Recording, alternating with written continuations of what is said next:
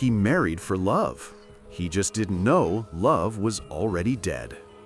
No one in town ever saw Mrs. Caldwell smile again after the wedding. They said her husband, Richard, was the kind of man every woman wanted. Rich, polite, with that old-fashioned charm. But behind those perfect vows, there was something else, something dark. When Claire met Richard at a countryside art auction, she thought she'd found peace. He spoke like a gentleman and touched her hand like she was fragile glass. 6 weeks later, he proposed in front of the lake where his first wife drowned. Nobody warned her about the others.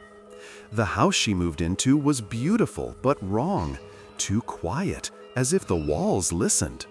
There were portraits of 16 women hanging on the staircase, each in the same lace wedding dress, each smiling faintly like they were forced to. Richard said they were family ancestors. But one night, Claire saw the truth. At exactly 2:17 a.m., every painting's eyes turned toward her. Their faces changed, the smiles vanished, and their lips moved. Run before he makes you the 17th. She screamed. Richard appeared at the door with calm eyes and said softly, "Darling, you shouldn't listen to the walls. They get jealous." But Claire noticed his reflection didn't move when he did. And when he kissed her goodnight, her breath turned cold. That night, the lace wedding dress she'd picked for herself appeared hanging in front of the mirror. It wasn't from any shop. It was soaked at the hem, still dripping water. To be continued. For 3 nights, Claire couldn't sleep. Every mirror in the mansion had been covered with lace curtains, except one. The long antique mirror in her bedroom, the same one that reflected Richard even when he wasn't standing there. She tried to ignore it, but at 2:17 a.m., the whispering began again. Soft voices, women, crying. Then she saw it, faintly in the reflection, a door, right behind her bed. She turned around. There was nothing there.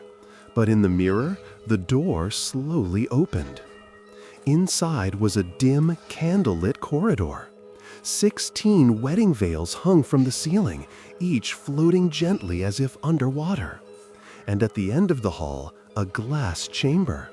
16 women, pale and still, floating inside, like brides preserved in sleep. Claire's heart broke.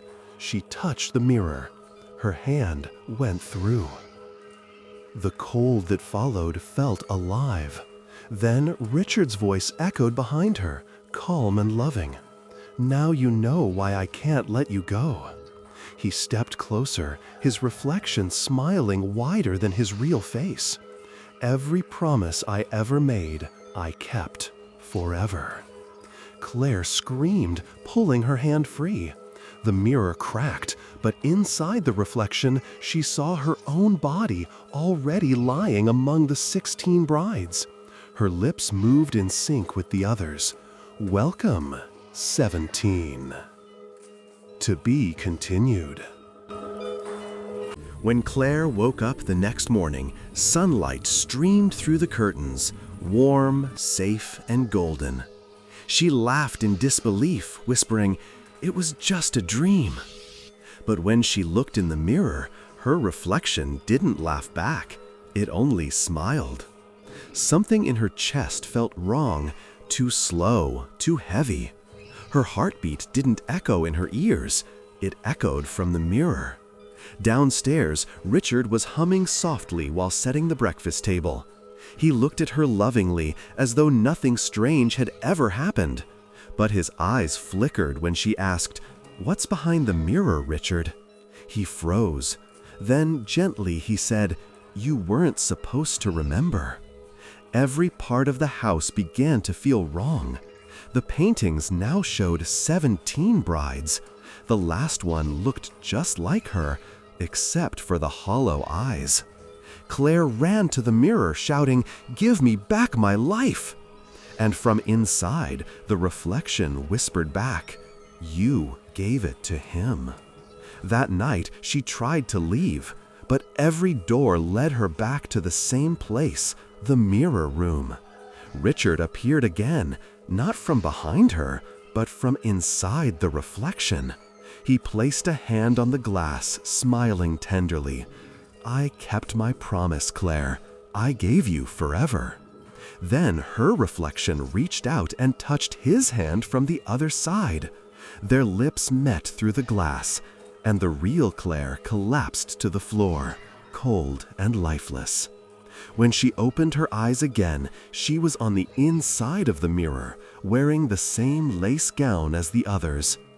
Richard turned to the woman standing beside him, the reflection, and whispered, "Welcome back, my love." To be continued.